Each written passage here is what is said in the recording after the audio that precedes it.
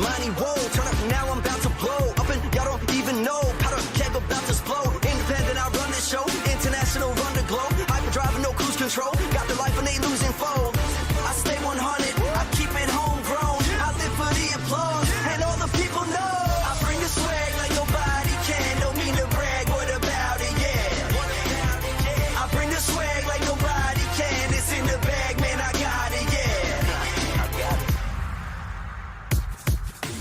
Built it from the bottom, ayy. About to be up in your face. Putting proof is in the chase. Putting work to paper pays. On the up and I'm on the road. You beneath and you cutting cold. Hyperdriving, no cruise control. Got the life and they losing foe. I stay 100, I keep it homegrown. I live for the applause and all the people know.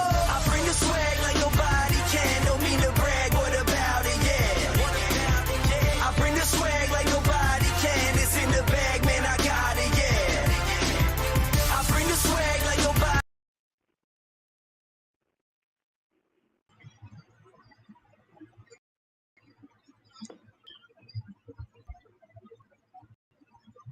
Hey everyone, welcome back to a second chance. We are back for a month, but we are back to be with you all. I'm back with my main man, Mr. Tafaro Cook. Mr. Cook, go ahead and introduce yourself, sir. Tafaro Cook, two-time kidney transplant recipient and founder of Kidney Care Coaches, where we coach people with stage 3 to stage 5 kidney disease. If you or you know someone who has kidney disease challenges and needs to be coached, hit us up at kidneycarecoaches.com. Go ahead, Phil. Sorry, I know you was going through your Awesome. thing and you just stopped because you probably wanted me to go ahead, but go ahead. Uh, my bad. We had a switch of today. We were supposed to interview Pettis, but she ended up getting some upsetting news that her grandmother passed away. So our condolences from Second Chance, her family, as well. So that show will be rescheduled for another time. So today we're going to watch a little short clip that was on about how a man uh, had to pay $540,000 weeks of care on dialysis. So we just gonna watch that and then we're gonna talk about it for hop off here.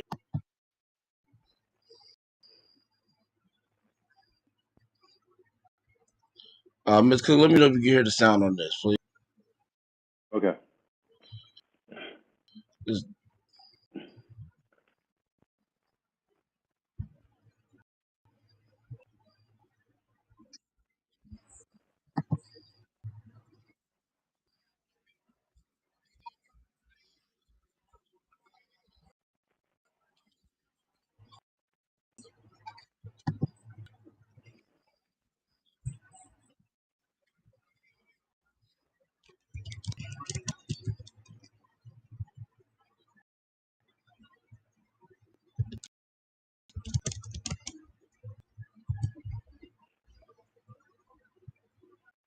No.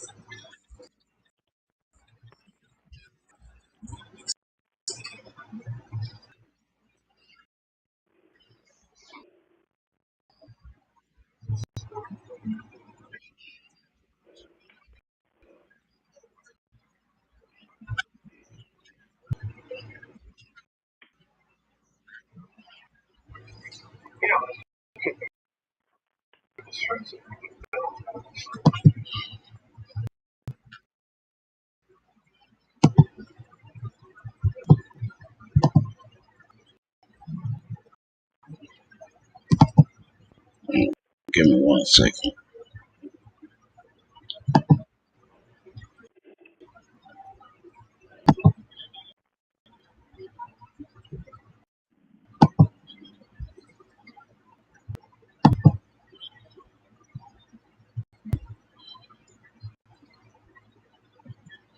Give me 1 second.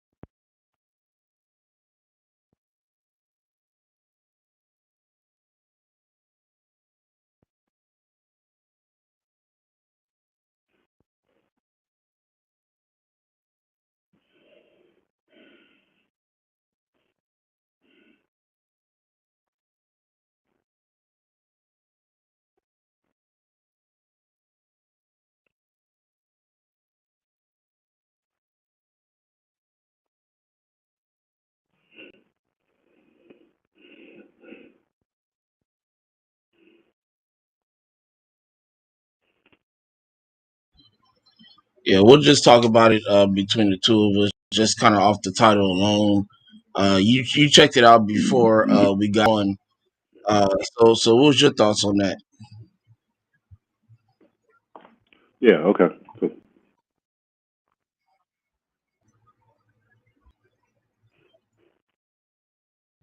Well, you want me to start? Yep. I've seen this happen before. It's unfortunate, man, but I did dialysis close to 12 years, so I've seen these things happen before. Where what was going on with the situation with this gentleman was he was out of not service, but he was out of the Montana, and then where they do dialysis at and stuff. I guess where he was located, it might be an address thing where he wasn't in their system. So he had to do dialysis outside the system. And where their system was with the insurance probably didn't allow him to use Medicaid, Medicare. And so he had to use private insurance.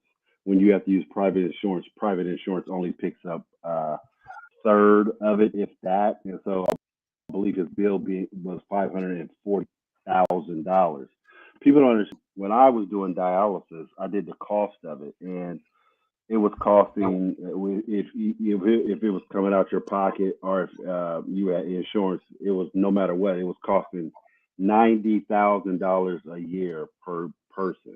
So I can only imagine right now at the time it's cost $110,000 with inflation and things like that. So that's what it's costing a person. So he only did it for a short period of time, and his bill ballooned up there like that, and that's what the service costs. So when somebody is in this situation, the best thing to do is try to get Medicaid, Medicare, and I don't know if they did that. So that's what it sounds like. That was the challenge right there. What's your thoughts? Yeah, I think. Well, first off, those two things are very vital for dialysis patients to have that insurance. Because I have Medi-Cal right now, it's kind of really like only California, but Hmm. Hmm. um, you know, I've yet to see a bill from my dialysis center yet.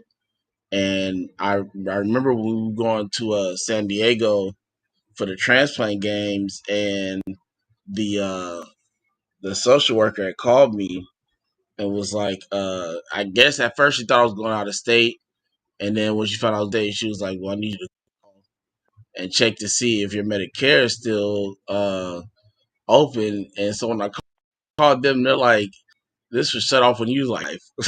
I'm like, "So how are they looking at something and thinking that it's still going?" And it was like cut off at 5 years old. Like not them cut off, but like I guess because like my parents had still do have great insurance, but at that time you could bring your parents in insurance Right. and not have to worry about your own. Especially if they have great insurance like how my mom and my dad did. I was dual covered for a long time where I didn't have to drop a dime. When I was Right. on one or the other, it was like every now and again I'd feel like five or um Yeah. appointment or something like that. But Copay. Hmm. right, yeah. So insurance, man, that's very vital to dialysis patients, because that's going to be the determining factor if you go to dialysis or not, or if you can afford dialysis or not. Because not everybody just got 500 some $1,000 laying around, you know, to pay out of pocket, for dialysis treatment. So, Right. if I'm gonna say anything to anybody that's on their way to dialysis or on dialysis, make that call, get that information that you can get to get on Medicare or Medicaid, and get that insurance because it's definitely gonna help. And even if you don't get both, one of them is better than nothing. You know. Correct. And go ahead. No, go. You good? I was going to say, if people don't know this, but in 1967, Nixon was, I believe, in office, and he passed a bill that if you had any end-stage renal failure, that the government would take care of your cost, and so that's why Medicaid and Medicare can help anybody with renal failure, and it's end-stage kidney disease, what that is, and that's stage 5. So you do have insurance that can help and everything. And I mean, don't get me wrong, it helps a lot, but you still can get your your medicine, your treatment, all those things underneath that bill that Nixon had approved. Now you see a lot of people in our industry go back to the government and want to get everything approved through the government. And what I mean by everything is heart transplants, lung transplants, pancreas transplants, uh, all those other organ transplants, and they still have not passed those bills. We've been very, very close to passing those bills where everybody who falls under organ failure can get that bill taken care of through the government. But as far as right now, as we speak, only kidney disease, which is kidney failure, is covered through Medicaid, Medicare under the bill that President Nixon, I believe it was 67 through 69, if I'm not mistaken, he had passed that bill. I don't know if you knew that, Phil, but that is definitely what was going on. But again, you do have to sign up. You do have to be on this. And with this gentleman, again, he was out of the service. He was out of the wherever their insurance service bill was, and wherever he was doing dialysis was kind of skewed because Montana. Let's be real. When it comes to Montana and places like that, you're not going to have a whole bunch of dialysis centers. You're not going to have a whole bunch of that because it's not really affecting a lot of people there. Now, the people that it might affect in those areas are probably the older population. You know, unlike in urban areas where high blood pressure and diabetes runs rampant, you're going to see more dialysis centers, and they're going to have more people that can understand what's going on when it comes to kidney failure. So that's another thing that was going on with that situation also. So what was crazy was when you get a bill for $540,000 and a man still needs service. Man, can you imagine? You know how this guy feels. He's already going through kidney failure, and all of a sudden gets a bill for $540,000. You're like, you got to be super worried because you know something's going on like that. That's that's drastic. You know? Yeah, and mind you, that wasn't 540,000 for a year. That was 14 weeks. 14 weeks. So what we're 14 talking about weeks. here is right. What we're talking about here, he probably had some time. He stayed in the hospital. He probably had some what we call a la carte because back in the day when I first started doing dialysis in '96, it was a la carte. It was more of an a la carte system where if you got Epogen, they billed. If you got some medicine they build. Now they give you a bundle from I don't know if you're familiar with that, but now the government gives everybody a bundle, and that's what you get, and your stuff has to fall underneath that. But again, the prices are still going up higher and higher and higher. So $540,000 for 14 weeks of treatment, and you still ain't well. You feel me? You still Right, going right. through dialysis. So You got to continue again, to take on that 540,000 for 14 weeks. I mean, that's ridiculous, man. right, right, Just and for again, somebody that's dealing with the illness like that, you know, and then they leave from trade, come home, and now they got a bill for $540,000. Like, yeah, what? yeah. Yeah, That's crazy.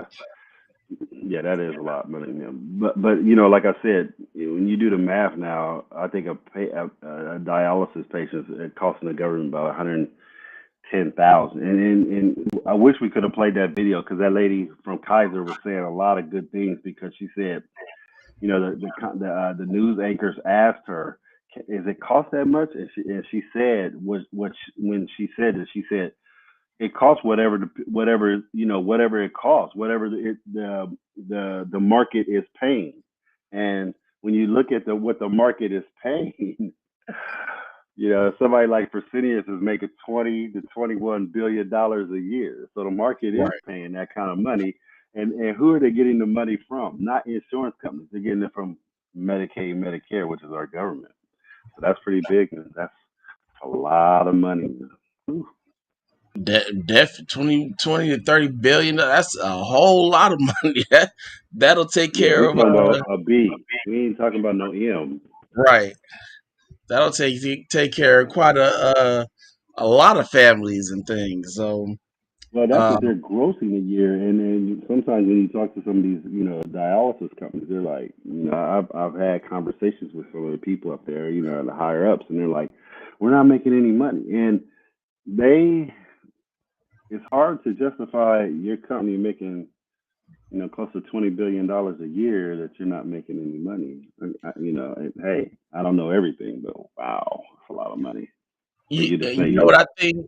What I think they're looking at is not the overall number of the 20 to 30 billion, because that could be how much they made, but how much did they make of that subtracted how much they put into the technology, the software, the supplies, and all that stuff, subtracted from that 20 to 30 billion in the year, which I guarantee is not a lot, but that's probably why they're like, it's not the full 20 to 30 billion. So we ain't No, making that. no, no, no, no. I disagree. I disagree. When you look at you can go to their websites and stuff like that, and they'll tell you how much money they're making.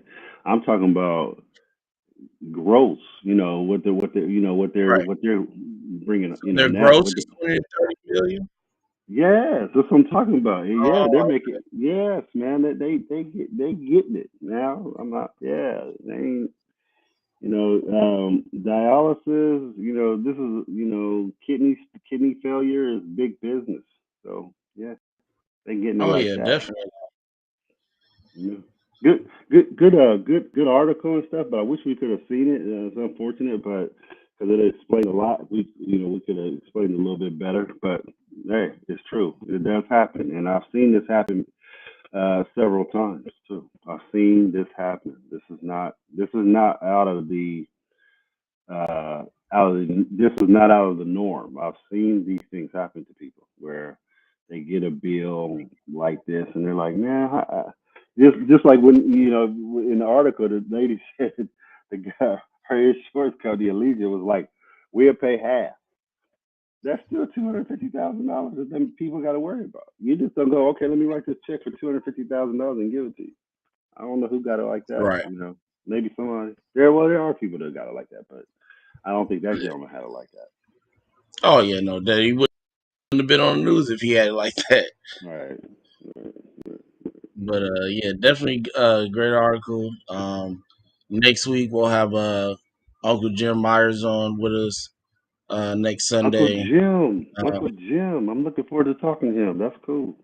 oh yeah, I've honestly I've been one. Don't ask me why, but I have. Because Uncle Jim supports us a lot. Whether it's Why Not, a Second Chance, anything that we do. So definitely have to get him on the show so show recognition to him and what he's doing in the kidney space as well, which is a lot. Yeah. So Yeah. yeah, definitely looking forward to that interview. Again, our condolences go to Amber and her family on the passing of her Yeah. grandmother today. Like I said, we'll definitely reschedule that interview for another time, sometime soon in the future. So, um, but with all that said, y'all have a great week this week coming up. Before we get off here, Meg, how's your neighborhood and stuff doing out there since this hurricane passed? We're doing a lot better now, man. I'm gonna tell you right now. Wednesday night to Thursday was rough. Okay, it was serious, man. I had never witnessed a storm like that. Our trees and everything. It was debris flying everywhere. We lost power. What was crazy was the storm was headed our way. It was coming our way, and at the last moment, it changed directions and started going inland towards Fort Myers.